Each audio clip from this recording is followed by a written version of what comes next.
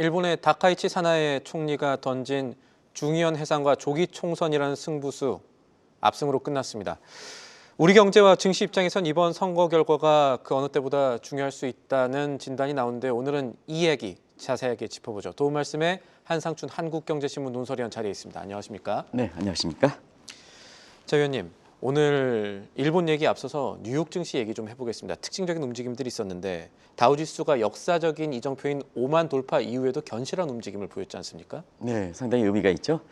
그래서 어제도 이제 방송 컨셉이 한국 증시의 날, 동학 게임의 날 이런 컨셉으로 갖고 방송을 해드렸어요.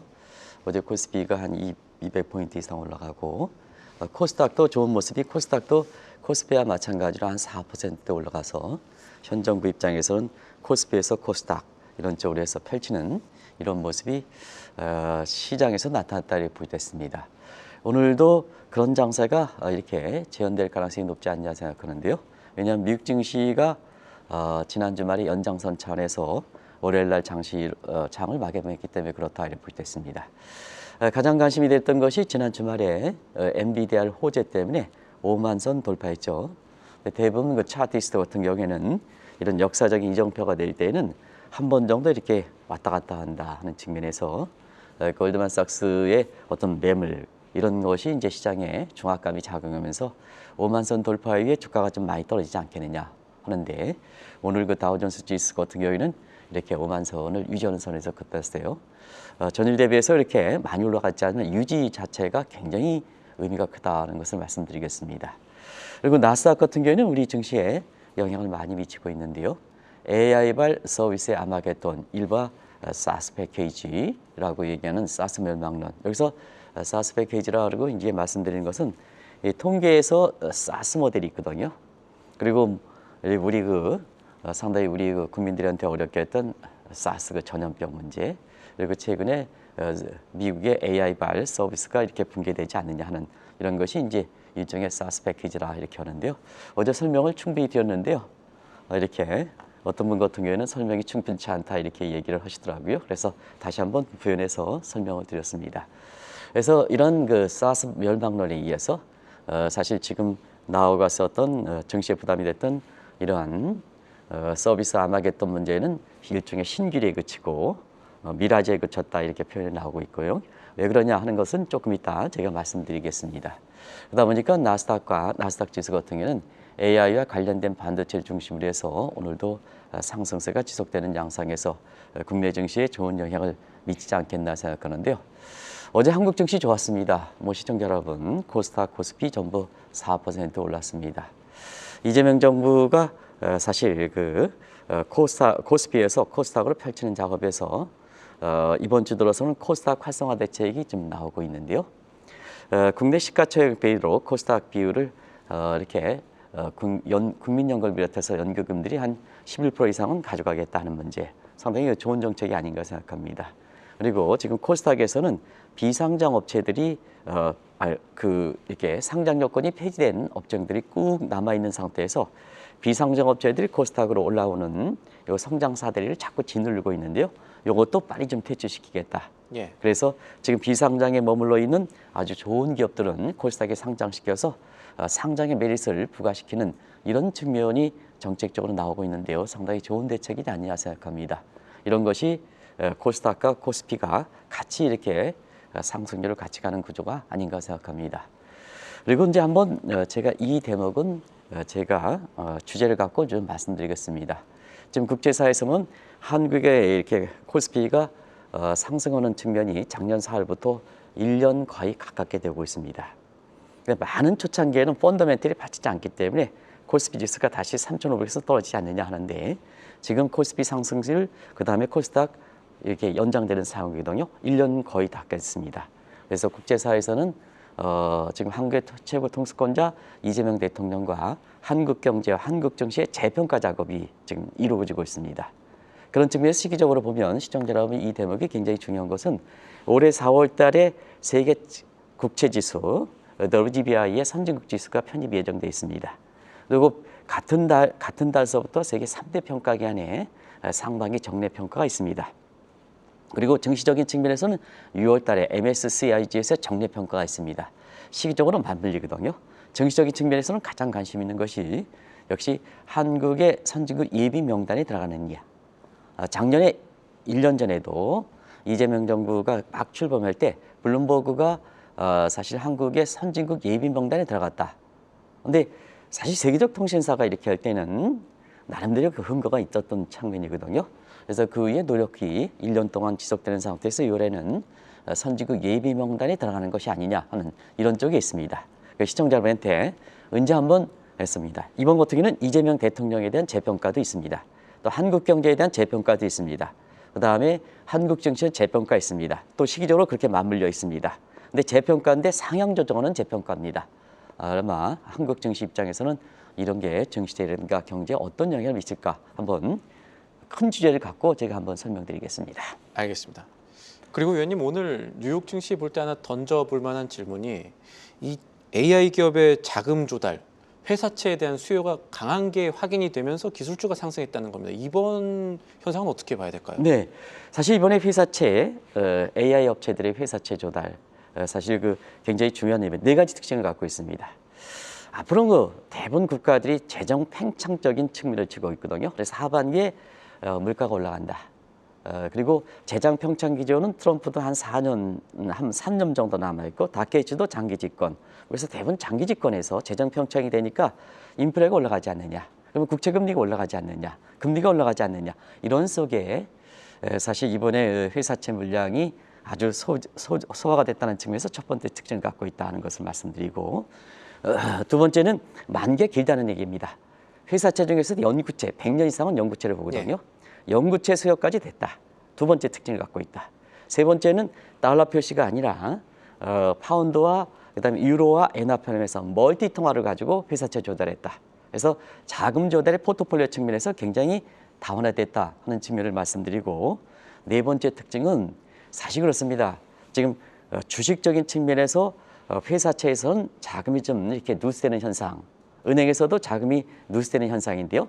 이 속에서도 AI 업체들이 사실 그 수요가 회사채가 수요가 폭발적으로 증가했다는 것은 굉장히 아주 AI에 대해서 그동안 얘기했던 AI 주가 거품 논리라든가 회사채에서 여러 가지 외부 자금 비율이 높지 않느냐 하는 이런 측면, 그 다음에 사실 그 과잉 투자론 이런 것이 한꺼번에 극복되는 것이 아닌가. 그래서 미로하지 신기루라는 표현을 썼거든요. 예.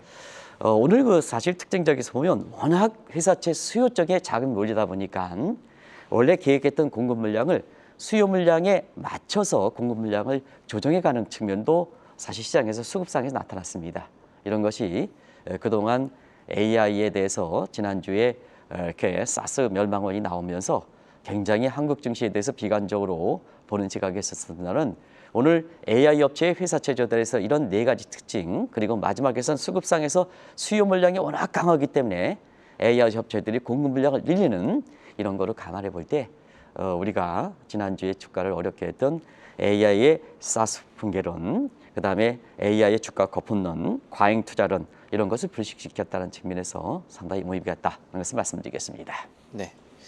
자, 이어서 오늘 본론이 될 겁니다. 일본 얘기해 보죠. 일본의 선거 결과 최종적으로 나왔습니다. 중의원 해산이라는 초강수를 뒀던 다카이치 총리의 승부수가 통했습니다. 이건 어떻게 해석을 해야 될까요? 네, 일전에 한번 말씀드렸습니다는 사실 다카이치가 작년 10월째 우여곡절 속에 됐죠. 이시바 시게루가 정책으로 퍼플리즘 상태에서 일본 국민이 이렇게 됨에 따라서 다카이치가 예상치도 못하게 작년 10월 초에 총리로 이렇게 됐는데요. 초반에 상당히 좀 어려운 점이 있었죠. 일본 역사상 총리에서 여성이라는 뭐 남녀 간의 구별을 하지 않는 겁니다는 일본이 남성 위주의 계파 정치에서 첫 여성 총리라는 것은 나름대로 좀 취약한 측면이 있습니다. 그리고 일본은 계파 정치거든요. 계파 정치에서 다케이치 같은 경우는 이렇게 계파에 속해 있는 이런 정도가 얇아졌습니다.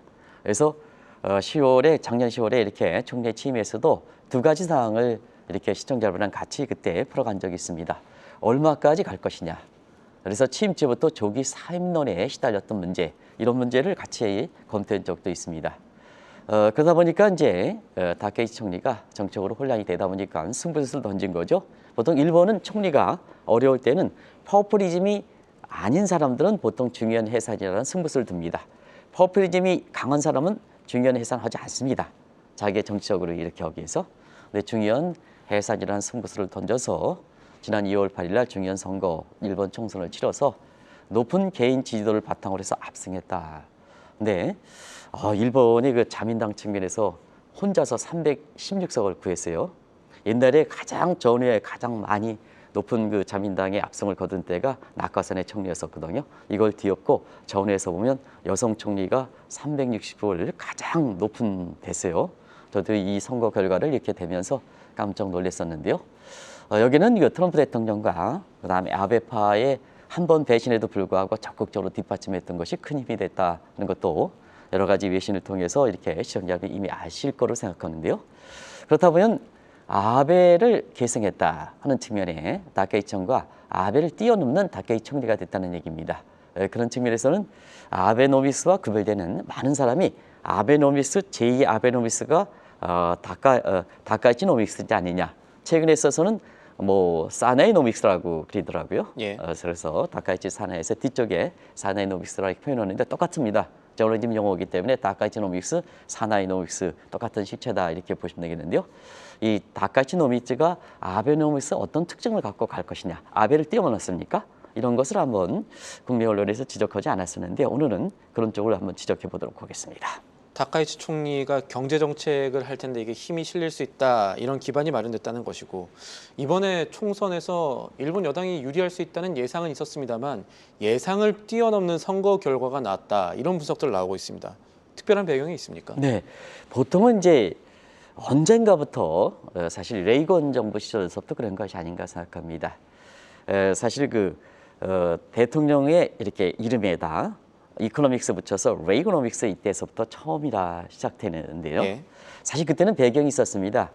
그 이전엔 총수요 관리정 케인즈의 총수요 관리 정책에서 스태그플레이션 상황에서 사실 레포 곡선에서 감세 정책에서 서프라이 사이드 이제는 총수요가 아니라 총공급 사이드에서 경기를 회복시킨다는 측면에서 특징이 있기 때문에 그걸 구별하자 하는 측면에서 레이거노믹스라는 표현을 썼는데요. 사실 특정 통수권자의 이름을 쳐서 이코노믹스를 부르려면 아무나 하면 안 됩니다. 우리가 보면 뭐 전임 뭐 윤모식계 노믹스 이렇게 하는데요.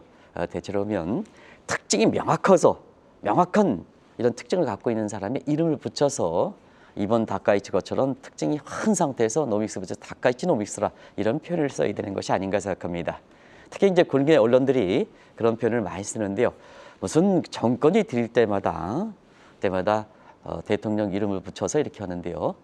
사실 그거보다도 얼마큼 우리 경제를 이끌 것이냐 하는 측면에서 이재명 대통령에 대한 해외부터 재평가 시각이 있는 것이요. 이끄는 것도 주목하실 필요가 있다는 것을 말씀드리겠습니다. 경제를 이끌 수 있는 힘이 있는 사람한테 대통령 이름을 붙여야 된다는 것을 말씀드리겠습니다. 그런 측면에서는 일본이 다카시노믹스는 아주 사실 이전에 그 28세기로 것처럼 뭐 그때도 뭐 시바르노믹스라든가 뭐 여러 편이었었죠. 그런 것보다도 확실히 이렇게 한데요. 왜 그럴까? 이번 선거는 자민당 선거가 아니라 사실 다카이치 선거이기 때문에 그렇습니다. 예. 아시겠습니다만 취임 이후에 불과 5개월 만에 이렇게 총리직을 건 승부수를 됐는데요. 여성분이 이렇게 하기 참 힘든 건데요. 총리직을 걷고 이렇게 해서 저 유약한 표정 다카이치가 이렇게 보면 총리에 보면 굉장히 이미지가 유약합니다. 근데 개인적으로도 국제금융시장을 36년 이렇게 방송을 통해서 시청자분과 만나고 있습니다는 저렇게 유약하신 분이 이렇게 취임 이후에 5개월 만에 여성을 좀 남성과 이렇게 차별화되는 것은 아닙니다는 굉장히 중요한 회사에는 초강수를 뒀던 것이 국제금융시장 정치제에서 가장 획기적인 표현을 쓰는 거거든요. 그래서 이번에는 자민당은 지도가 낮았습니다. 그래서 중요한 해선을 했거든요.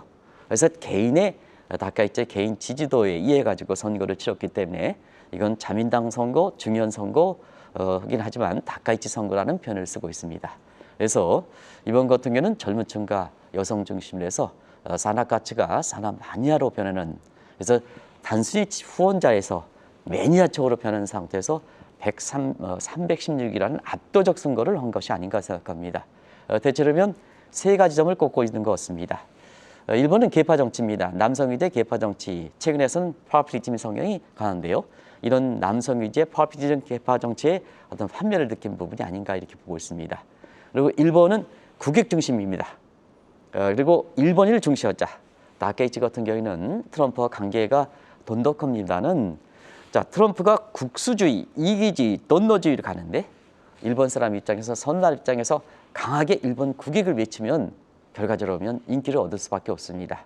이런 것이 이제 다케이치가 이번에 압승을 거뒀던 노선이다. 그래서 실용주의 노선이다. 한국의 이재명 대통령도 실용주의 노선으로 국제사회에서 많이 알려지고 있죠.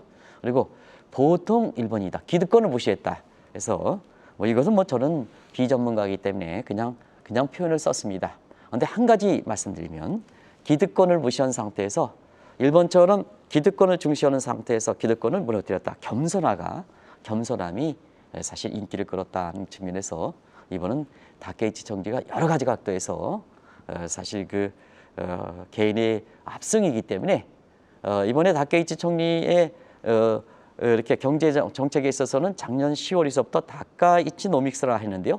여기 좀 지금까지 한 5개월 동안 많이 흐트러졌었습니다. 그래서 이번에 완전히 기반을 획득해서 다카이치노미가 사나노믹스로 좀 변경시키자 하는 측면에 분위기 이렇게 쇄신이 있었습니다는 아무튼 이렇게 이번 선거는 개인의 선거였다 하는 것을 말씀드리겠습니다. 예, 말씀대로 이번 선거에서 정치적 기반이 확실해진 다카이치 총리 그리고 다카이치 노믹스의 실체 앞으로도 명확해지겠죠. 앞으로 명확해지겠죠. 그래서 이제 명칭부터 바꾸는 거 아니겠습니까? 다카이치 노믹스에서 사나노믹스 예. 이렇게 해서 바꾸는데요. 뭐 아시겠습니다만 일장일단이 있었습니다. 왜 그러냐면 작년 10월에 아베파의 뒷받침을 이해해 가지고 사실 어렵게 출발했습니다는 예. 일본의 물가를 생각해서 작년 12월 달에 우에타의 출구 전략, 금리 인상을 묵시적으로 승인했거든요. 그러면 금리 인상을 묵시적으로 승인했다는 것은 엔화가 강세가 된다는 얘기잖아요. 그러면 아베파는 엔저를 추진하는데요. 다케이치가 배신하지 않았느냐 해서 다케이치 실체가 지난 5개월 동안 실체가 불분명했다는 얘기입니다.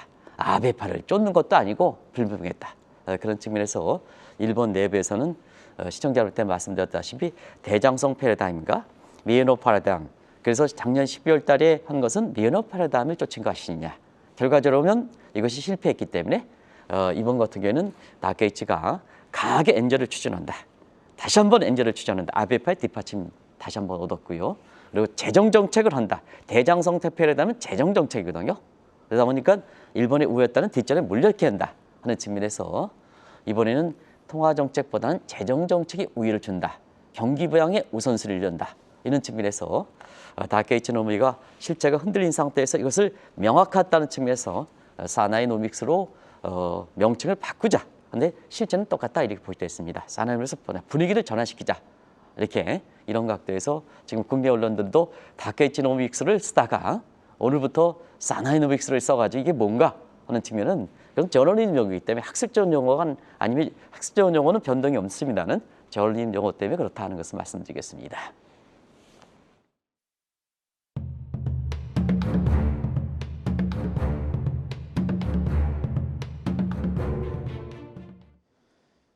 일본 이야기 계속하고 있습니다. 저희가 다카이치 총리의 압승 그리고 그 배경에 어디에 있는가도 살펴봐야 되는데 아베파가 큰 역할을 해줬다라는 평가가 나오는데 그러면은 취임 초 당시대로 아베노믹스적인 정책을 일본 총리가 펼칠 가능성이 혹시 있겠습니까? 네, 다카이치 노믹스와 여기 사나이 노믹스, 아베노믹스는 동일한 시각으로 보는데요. 그렇지는 않습니다. 예. 명확한 구별이 있습니다. 기본적으로 다카이치 노믹스가 아베파의 뒷받침을 했기 때문에 다카이치 노믹스와 아베노믹스는 기본 핵심 구조에 있으면 엔저를 지향한다. 이건 동일합니다. 근데 재정 정책에서 문제가 있는 겁니다. 확실히 차이가 있습니다. 아베노믹스는 저금리를 통해서 사실 엔저를 지향해서 경기를 부양시킨다. 한데 소비세 인상을 주장했습니다. 그러면 시청자 한번 보겠어요. 자, 통화 정책은 초저금리입니다. 이건 완화 정책입니다. 엔저도 경기 부양책에서 완화 정책입니다. 그런데 재정 정책은 소비세 인상이니까 긴축입니다. 그러면 시청자분들 헷갈리시죠? 저 경기가 살아날 수 있을까? 통화 정책은 저금리를 지향하고 엔저도 되는데 재정 정책에서는 소비세 인상이다. 그러면 크라우딩 아웃 이펙트가 발생하는 정책 충돌에 의해서 크라우딩 아웃 이펙트가 발생했다는 얘기입니다. 그래서 일본이 아베노믹스를 10년 이상 추진하더라도 일본 경제가 썩 살아나지 못했다는 얘기입니다.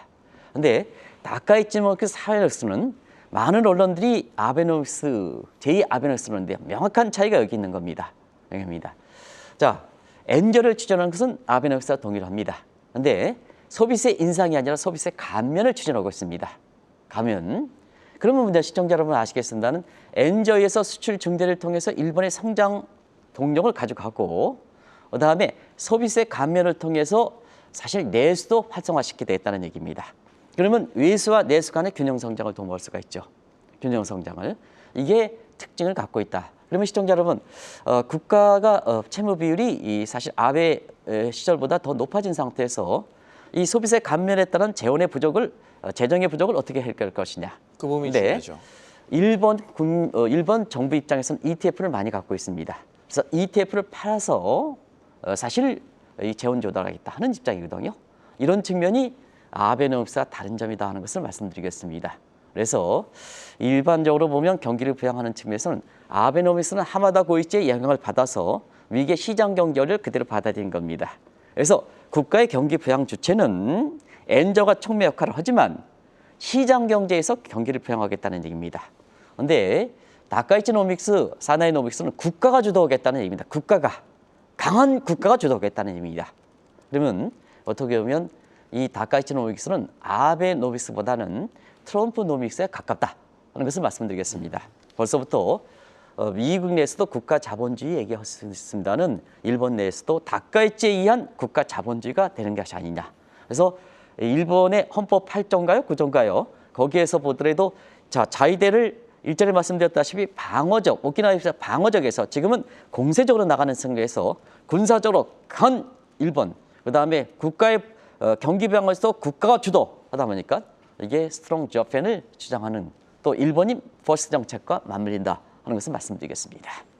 지금 다카이치 총리가 정치적으로는 우경화, 그래서 아까 헌법 구조 수정 이야기도 하시는 거고, 경제 정책으로 봤을 때는 다카이치 총리가 엔저를 유도할 경우 그 가능성이 높다고 보셨는데, 근데 그렇게 되면은 금리 올려서 일본 물가 잡아야 된다고 하는 일본은행의 우에다 총재랑도 지금 충돌이 있을 수 있고, 더 나아가서 아까 말씀하신 대로 미국과도 약간 충돌할 수 있는 경향성이 생기지 않습니까? 네, 그 대목은 이 다카이치노믹스, 사나이노믹스에서 일반적으로 생각은 그렇게 하는 거죠. 예. 네. 엔저가 추진할 때는 사실 대미 투자 문제에서 일본 내부에서 부담이 있는 거고, 그다음에 앞서 말씀드린 같이 엔저의 추진에서 일본의 대규모 재정 지출은 국채 금리가 올라가지 않느냐, 그러면 디폴트 우려가 더 우려되지 않느냐 하는 측면에 이번에 다카이치노믹스를 사나이노믹스를 구체적으로 구별한 것은 경제 정책이 작년 10월에 비해서 굉장히 세밀하게 따 있다. 그래서 정책 목표별로 수단을 달리간다. 팀버겐 정리에 대해서 이렇게 정리한 것도 특징이다. 그래서 구별한다는 것을 말씀드리겠습니다. 한 가지 보겠습니다. 자, 이번에 많은 사람들이 사실 다카이치가 압승이 되면 엔저 정책, 제2의 아베노믹스를 따랐던 엔저 정책에서 일본의 엔달러원이 올라가지 않느냐 하는데 오늘 엔달러원이 떨어졌습니다. 엔화가 거꾸로 강세됐습니다. 예. 그런 측면은 이번에 정책적인 측면에서는 팀버겐 정리에 따라서 사실 엔달러 환율은 다른 측면, 정책 목표에 따라서 다른 쪽으로 가져가는 것이 아닌가. 그래서 이미 일전에 한번 말씀드렸다시피 했습니다는 엔화 강세를 위한 1985년 프라하와 달리 이번 같은 경우에는 원화, 엔화, 그다음에 위안화를 포함한 멀티플 프라자 협정 이런 얘기를 한번 말씀드린 적이 있는데요. 그런 각도에서 이재명 대통령께서도 우리가 1400m로 3번 발에 간다 하는 것은 바로 뭐냐. 다카이치 총리가 압승을 거둔 상태에서 엔저 정책이라는 일반적 시각대로 했다면 엔달러 환율이 160엔 가고 원달러이 더 올라갔을 겁니다. 이렇게 분석하는 시각이 국내 언론에 나왔습니다. 근데 세부적 내용을 들여다보면 그렇지는 않다는 얘기입니다. 그래서 목적별로 수단을 달리간다는 얘기입니다. 그런 측면에서 그런 것이 어제 일본의 그 재무성에서 시장 갭이 나오고 또 미국에서도 사실 달러 약세 정책 2분에서 협조를 하다 보니까 결과적으로 보면 엔달러 원이 떨어지는 구조다. 이건 과거에 미 재무가 레이트 체크를 쓸 때 문제를 상세하게 얘기했기 때문에 이건 좀 여기서 줄이도록 하겠습니다. 변화가 있으라면 내일 정도에 한번 멀티플 프라자 협정에 대해서 다시 한번 좀 말씀드리겠습니다. 아주 중요한 내용 진단해 주셨는데 지금 시장에서는 아마 일본의 국채금리 어떻게 될 건가 여기에 관심 많이 갖고 있을 겁니다. 물론 이제 세부 정책들 이 근거들이 나와 있으니까 좀 다를 수 있겠습니다만 다카이치 정부가 재정 지출 늘리고 엔저 추진하게 되면은 인플레 못 잡을 수 있고 그렇게 되면 과거의 영국 트러스 쇼크처럼 국채 금리가 출렁거릴 수도 있지 않을까요? 이 대목을 가장 우려하죠. 예. 그런데 이 대목도 목적별로 수단을 가져가는 측면이 있습니다. 아마 자꾸 이렇게 중요한 내용을 하는데요. 자꾸 시간을 줄여달라 그래서 앞에서 제가 자막을 보고 좀 이야기하겠습니다. 예. 많은 사람이 일반의 국가채무율이 270%입니다. 근데 이 국가채무율도 230%로 신문에 나온 적이 있습니다. 틀린 게 아니냐 그런데요. 국가채무는 어디까지 포함을 시키느냐에 따라서 다른 겁니다. 국제 비교할 때는 일반 재정의 재정을 어디까지 포함시키느냐 하는데 그 비율을 통일시키기 위해서 국가부채 비율을 270%다 이렇게 보시면 되겠습니다. 그런 상태에서 팽창적으로 하면 국채금리가 더 올라가지 않느냐 하는 텐데 한 가지 보겠습니다. 하마드 다카이치 노미는 성장률이 이자율보다 높으면 사실은 뭐냐 재정 팽창이라든가 국가 부도 우려는 적다는 얘기입니다. 예. 이게 이제 기본 골자입니다. 그래서 팽창적으로 짰다. 우리가 GDP 대비해서 270%인데 이거 왜 모르겠느냐 하는 측면입니다. 자 그런 측면에서 보겠습니다. 재정 적자, 팽창적으로 보면 재정 적자가 더 우려되지 않냐. 국채금리 올라가지 않느냐. 일본 국민의 소비세 인하를 통해서 세부 부담을 줄인다는 얘기입니다. 그러면 어떻게 되냐? 결과적으로는 레포 곡선상의 일본의 세부 부담은 비표준적이기 때문에 세율을 낮추면 일본 국민들의 경제력이 고취되고 경제가 활성화되면 재정 수입이 증가된다는 얘기입니다. 이 레포 이펙트입니다. 이걸 통해서 일반적으로 생각하는 사람들이 국가 채무가 많은 상태에서 일본의 재정 지출이 오면 국채 금리가 올라갈 것이다. 이 대목에 있어서는 반박을 하는 겁니다. 두 번째는 소비세를 감안하면 일본은 저축률이 높습니다. 소비세를 감면 가처분 소득이 증가하겠죠. 대처가 내지는 크라우딩 인 이펙트가 발생한다는 얘기입니다. 그러면 뭐냐? 가처분 소득이 되면 저축률이 인하하겠죠. 저축률이 인하하면 소비가 증대해서 경기가 부양한다는 얘기입니다. 이 대목에 있어서는 국내 언론들이 사나이 노믹스라든가 다카이점에서 구체적 내용을 좀 보고 말씀을 하시라는 얘기입니다. 일반적으로 아베노믹스 쫓아갔으니까 그냥 하는데요. 이번 내용은 상당히 다르다는 것을 말씀드리겠습니다. 그래서 앞서 말씀드린 같이 이 대목에 대해서 이제 레포 이펙트는 뭔지 그 다음에 크라우딩 인 이펙트는 뭔지 이걸 좀 설명드려야 되는데요. 시간이 다 된 것 같습니다. 다음에 한번 설명드리겠습니다. 그래서 분명히 말씀드리자면 다카이치 노믹스는 아베노믹스가 아닙니다. 예. 트럼프 노믹스와 가깝다 이렇게 보시면 되겠습니다. 마지막 부분이 굉장히 시사점이 있는데 이 문제를 결국 우리 경제 문제로 좀 끌어와 보겠습니다. 다카이치 노믹스, 사나이 노믹스가 실체를 드러내고 강해지는 구간에서 우리 원달러 환율 그리고 우리 증시에 어떤 영향이 있겠습니까? 네, 많은 사람이 일본이 엔저 정책을 추진하면 엔달러 환율이라고 해서 원달러 환율이 올라가면 이재명 대통령께서 말씀하신 1,400 밑으로 떨어지는 것은 옳지 않느냐. 그래서 그 세부적 내용을 한번 짚어드린 겁니다. 일반적 생각과 달리 왜 다카이치 노믹스가 사나이 노믹스로 불릴 정도로 5개월 동안 굉장히 내용이 풍족했냐. 내용이 아주 세련되지 않냐 하면 그런 대목을 읽으실 필요가 있다는 얘기입니다. 그래서 오늘 그 내용들을 좀 설명하는데요. 한일 금융시장은 지금 3대 변수 간의 고무브 현상이 발생하고 있습니다. 이것도 한 작년 12월 달 정도에 말씀드렸습니다. 그래서 새롭게 코무브먼트라는 얘기합니다. 지금 일본의 니케이 지수 올라갔습니다. 한국의 니케이 지수, 한국의 코스피 지수 많이 올라갔습니다. 그리고 우리 원달러 환율도 엔달러 환율이 떨어지니까 원달러가 떨어졌습니다. 다케이치 승리하고 나서 다른 문제죠. 아닙니다. 국채금리도 똑같습니다. 그런 과정에서 고무브 현상이 나타나고 있는데요. 예. 왜 다케이치 총리가 이렇게 되면 한국 시장에서 보면 왜 신골디락스가 오느냐 하는 것을 말씀드리면 고무브 현상 속에서 일본이 니케이 올라가고 한국 증시 올라가고 일본 경제 지금 재정 정책에서 경제가 회복시키면 한일 간의 경제 관계 할 때 경제 회복되겠죠. 우리 경제도. 그리고 엔달러 환율이 떨어지면 원달러 떨어진다. 그래서 종전의 골디락스는 다른 모습이다 해서 신 골디락스거든요. 그리고 세계적으로 보면 실용주의 노선을 거는 것이 가장 부각되는 것이 다케이치와 이재명 대통령입니다. 그래서 한국에 대해서 레이팅 작업하는 상태에서 지금 4월 이후에 세계 채권 지수, 그다음에 3대 평가사 모습, 그리고 모건스탠의 정밀 지수 이런 과정에서 한국의 재평가 작업, 또 다케 정부에 대해서 대금평가 작업을 할 거로 이렇게 보거든요. 이런 각도에서 새로운 각도로서 한국 증시를 낙관적으로 본다 하는 측면에서 지난번에 한국에 대해서 가장 보수적으로 봤던 뱅크 오브 아메리카가 시티죠. 시티가 한국에 대해서 골디락스 장세가 온다. 이런 쪽으로 예견과가 맥을 갖춘다 이렇게 볼 때 있습니다. 한 가지 말씀드리겠습니다. 해외에서는 한국 증시를 이렇게 좋아합니다. 근데 정작 한국 분들이 다 그런 건 아닙니다는 일부 사람들이 한국에 대해서 굉장히 저평가를 보는 것 같습니다. 이건 좀 시정해야 되지 않냐 하는 생각이 듭니다. 알겠습니다. 오늘 말씀 여기까지 듣겠습니다. 도움 말씀에 한상춘 한국경제신문 논설위원이었습니다. 위원님 오늘도 감사합니다. 네, 고맙습니다.